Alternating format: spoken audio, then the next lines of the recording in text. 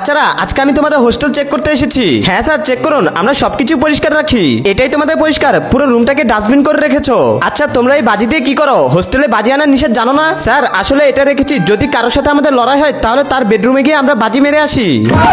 আরে অ্যানি তুমি এত রাতে বাইরে যাচ্ছ কেন? যাও ভিতরে যাও। স্যার আমি কাজ করতে যাচ্ছি, এই দেখুন আমার পারমিশন আছে। তোমার কাজ করার কি প্রয়োজন আছে? এখন তো তোমার পড়াশোনা করার দরকার। স্যার আমার পরিবার অনেক গরিব, তাই পাশাপাশি আমাকে কাজ করতে হয়। আরে আজকে এত লেট করে এসেছো কেন? নাও তাড়াতাড়ি টেবিলগুলো পরিষ্কার করো। আবার যদি লেট করো তাহলে তোমার স্যালারি আমি কেটে দিব। বস আমাকে পড়াশোনার পাশাপাশি কাজ করতে হয়, প্লিজ আমার স্যালারি কাটবেন না। নাটক কম করো, চুপচাপ কাজ করো। ঠিক আছে বস, আর কখনো লেট হবে না। এই মেয়ে তুমি এটা কি করলে? আমার প্লেট ভেঙে ফেলেছো, আজকে তো তোমাকে ছাড়বো না। বন্ধুরা তখনই তাসরিফ স্যার সেখানে চলে আসে। নিচে সাদা কালার সাবস্ক্রাইব বাটনটা টিপ দিয়ে যারা সাবস্ক্রাইব করে দিবে তাদের মা বাবা যেন অনেকদিন বেঁচে থাকে, আর যারা ভিডিওটিতে লাইক দিবেন তাদের মনে আশা যেন পূর্ণ হয়ে যায়। আরে আমি মন থেকে দোয়া করে দিলাম। আমি থাকতে তুমি আমার স্টুডেন্টের গায়ে হাত তুলতে পারবে না। অ্যানি এখন থেকে তোমাকে আর এই কাজ করতে হবে না, তোমার পুলিশের চাকরি হয়ে গেছে।